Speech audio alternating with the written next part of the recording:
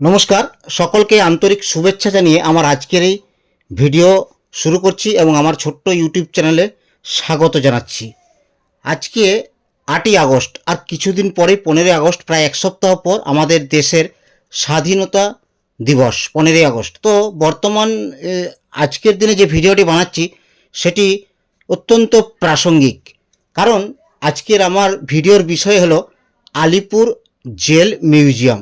তো Alipur jail museum সম্বন্ধে সমস্ত তথ্য জানতে হলে আমার এই ভিডিওটি শেষ পর্যন্ত দেখুন। ভিডিওটি সম্পূর্ণ দেখার পর ভালো লাগলে লাইক, শেয়ার ও কমেন্ট করে দেবেন, এবং আমার এই চ্যানেলটিতে যদি নতুন দর্শক হিসাবে এসে থাকেন তাহলে অবশ্যই চ্যানেলটিকে ফলো এবং সাবস্ক্রাইব করে সাথে ও পাশে থাকবেন।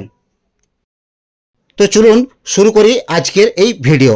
কোনো এক ছুটির দিনে পরিবার, পরিজন কিংবা বন্ধুকে সঙ্গে নিয়ে ভারতের স্বাধীনতার ইতিহাসে ডুব দেওয়ার ইচ্ছে রয়েছে, তাহলে আপনার জন্য আদর্শ গন্তব্যস্থল হতে পারে আলিপুর জেল মিউজিয়াম। পরাধীন ভারতবর্ষে স্বাধীনতা আন্দোলনে অংশগ্রহণকারী ভারতীয়দের যারা নেতৃত্ব দিতেন তাদের তৎকালীন আলিপুর জেলে বন্দি করে রাখা হতো। শুধুমাত্র তাই নয়, বেশ কিছু বিপ্লবীকে এই জেলে ফাঁসি দেওয়া হয়েছিল। দেশের স্বাধীনতা সংগ্রামীদের উপর চালানো বর্বরতার নীরব সাক্ষী ছিল আলিপুর সংশোধনাগার। ভারতবর্ষের স্বাধীনতার জন্য যে আন্দোলন শুরু হয়েছিল তাতে নেতৃত্ব দেওয়া ব্যক্তিদের আত্মত্যাগের স্মৃতি ছড়িয়ে ছিটিয়ে রয়েছে এই স্থাপত্যের প্রতিটি কোণায়।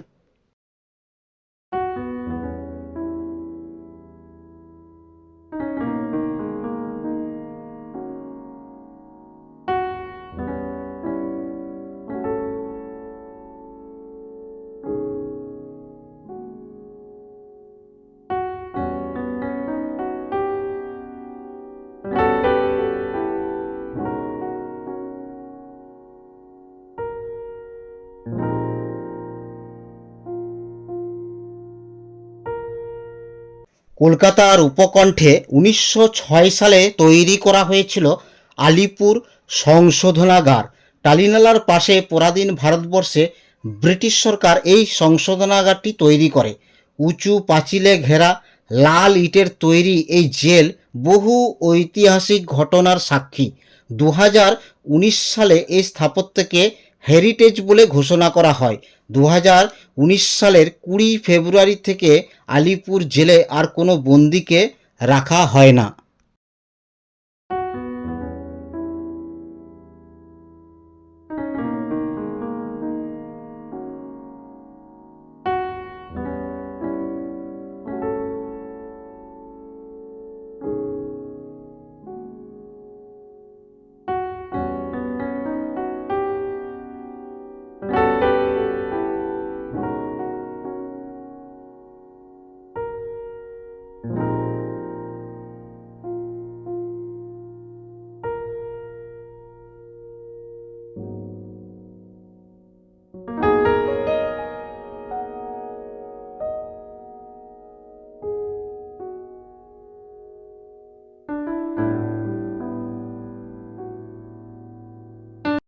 আলিপুর জেল মিউজিয়ামে ভারতের স্বাধীনতা আন্দোলনে নেতৃত্ব দেওয়া ব্যক্তিদের কোন কক্ষে বন্দি করে রাখা হতো, তাদেরকে কিভাবে অত্যাচার করা হতো, এমনকি এখানে কোন স্থানে বিপ্লবীদের ফাঁসি দেওয়া হতো, এই সব বিষয়গুলো বর্তমান প্রজন্মের কাছে তুলে ধরার জন্য 2022 সালে রাজ্য সরকারের উদ্যোগে এই জেলটিকে মিউজিয়ামে রূপান্তরিত করা হয়।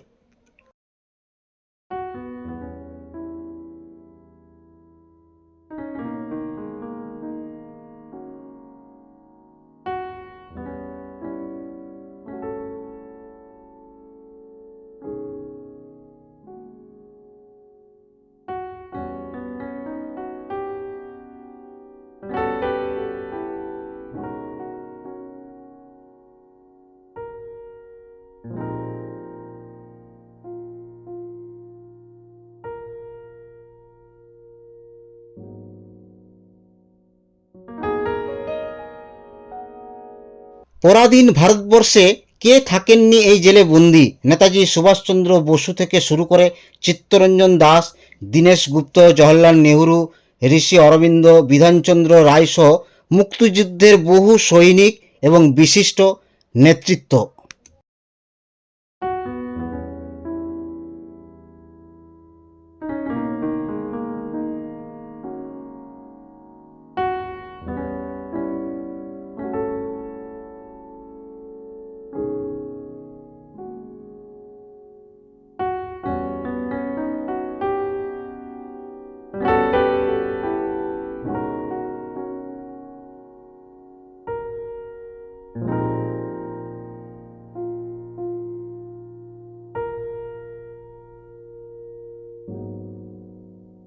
আলিপুর জেল মিউজিয়ামে ভারতের স্বাধীনতা সংগ্রামের বহু নিদর্শন রয়েছে। বিভিন্ন সময়কালের চিত্রকর্ম, ফটোগ্রাফি, ইতিহাসের মানচিত্র, স্বাধীনতা সংগ্রামীদের মূর্তি রয়েছে। শুধুমাত্র তাই নয়, স্বাধীনতা সংগ্রামের সঙ্গে সম্পর্কিত চিঠি ও অন্যান্য নথিপত্র এবং নিদর্শনও রয়েছে।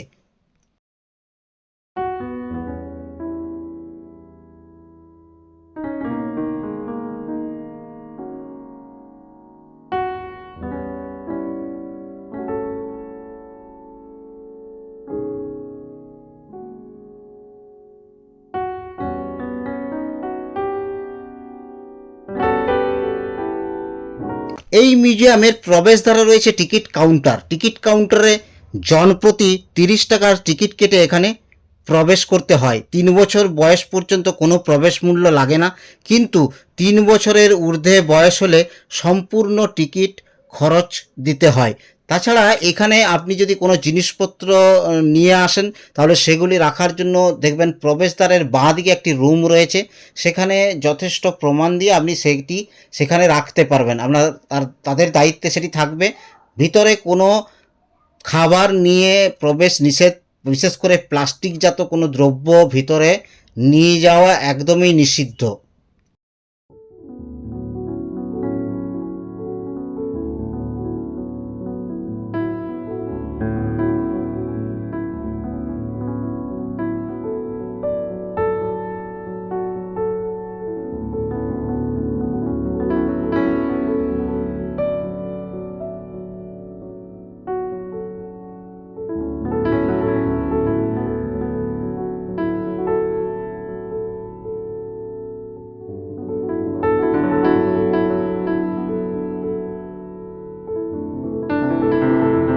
আপনি যদি আলিপুর জেল মিউজিয়ামে বাইক কিংবা 4 চাকা গাড়ি নিয়ে যান, তাহলে এখানে পার্কিংয়ের সুব্যবস্থা রয়েছে।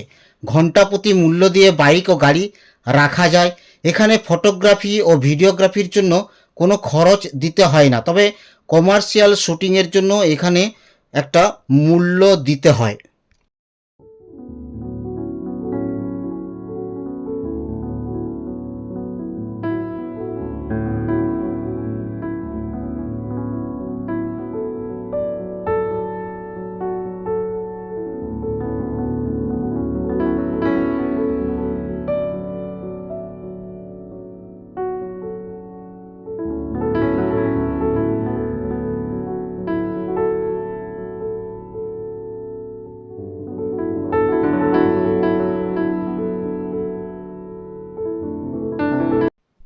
আলিপুর জেলে যে স্থানে স্বাধীনতা আন্দোলনে অংশগ্রহণকারী বিপ্লবীদের ফাঁসি দেওয়া হতো, সেই স্থানটিকে মহান স্বাধীনতা সংগ্রামীদের নাম দিয়ে সুসজ্জিত করা হয়েছে এবং জনসমক্ষে আনা হয়েছে।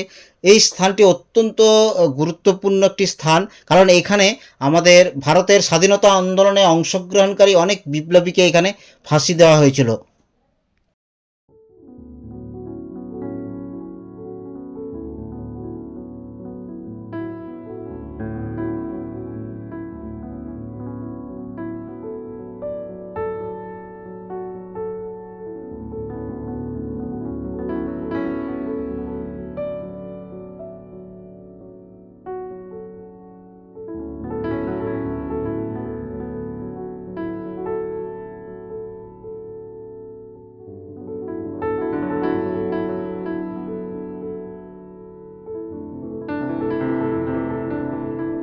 এখানে রয়েছে একটি হাসপাতাল ভবন। হসপিটাল বিল্ডিংয়ের গ্রাউন্ড ফ্লোরে রয়েছে স্মারক কক্ষ, INA theme cafe, Netaji Subhash Chandra বসুর গ্যালারি, এছাড়া ঋষি অরবিন্দ, দীনেশ গুপ্ত, পলাশির যুদ্ধ থেকে শুরু করে 1947 সালের স্বাধীনতা আন্দোলন পর্যন্ত বিভিন্ন সময়ের ইতিহাস সম্পর্কিত বিভিন্ন প্রদর্শনী।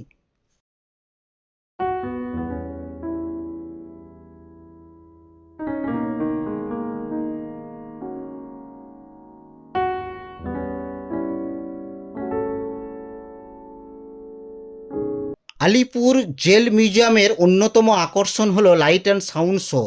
হসপিটাল বিল্ডিং সংলগ্ন মাঠে বিভিন্ন স্বাধীনতা সংগ্রামীর জীবন ও সংগ্রাম চিত্রিত করে একটি লাইট অ্যান্ড শো পরিবেশিত হয়।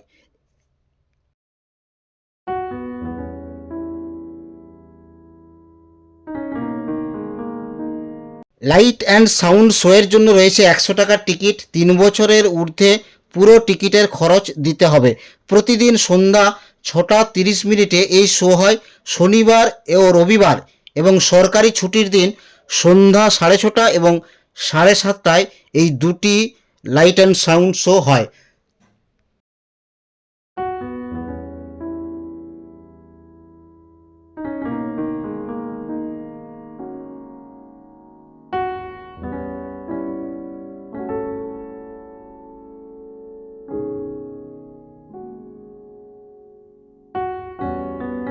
আপনি যদি কলকাতা ঘুরতে যাওয়ার পরিকল্পনা করছেন, সেখানে গিয়ে আপনি যদি আপনার ঘুরতে যাওয়ার যে তালিকার তৈরি করেছেন, মানে কলকাতাতে যে দর্শনীয় স্থানগুলো আপনি যাবেন, সেই তালিকায় যদি আলিপুর জেল মিউজিয়ামের নাম না থাকে, তাহলে বোধহয় আপনার কলকাতা ঘোরাটা অসম্পূর্ণ থেকে যাবে। বিশেষ করে আপনি যদি আপনার সাথে আপনার সন্তানকে নিয়ে যান, তাহলে আপনি এই আলিপুর জেল মিউজিয়ামে গেলে ভারতের স্বাধীনতা আন্দোলনে অংশগ্রহণকারী যেসব বিপ্লবী এবং মানুষকে এখানে বন্দি করে রাখা হতো, কিভাবে বন্দি করে রাখা হতো, তাদের উপর কী অত্যাচার করা হতো এবং কোন স্থানে ফাঁসি দেওয়া হতো, কোন কক্ষে নেতাজি সুভাষচন্দ্র বসুকে আটক করে রাখা হয়েছিল, কোন কক্ষে বিধানচন্দ্র রায়কে আটক করে রাখা হয়েছিল, কোন কক্ষে জওহরলাল নেহরুকে আটক করে রাখা হয়েছিল। জওহরলাল নেহরুকে সাথে দেখা করতে আসার সময় ইন্দিরা গান্ধী যে গাছতলাটাতে বসতেন, সেই স্থানটিও এখানে ইন্দিরা গান্ধীর একটি প্রতিকৃতি রাখা রয়েছে। তো এই সব বিষয়গুলো যাতে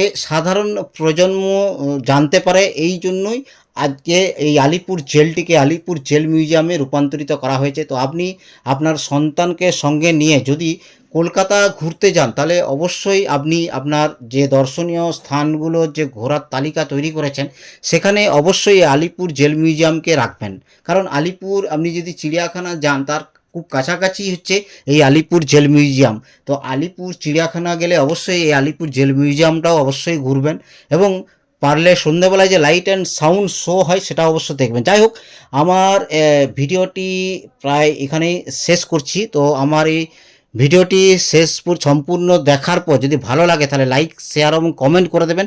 আর যারা আমার এই চ্যানেলটিতে বা আমার এই চ্যানেলটি যারা নতুন দর্শক হিসাবে এসেছেন, তাদের কাছে অনুরোধ, এই চ্যানেলটিকে ফলো এবং সাবস্ক্রাইব করে সাথে ও পাশে থাকবেন। সাথে ও পাশে থাকার জন্য আগাম ধন্যবাদ রইল।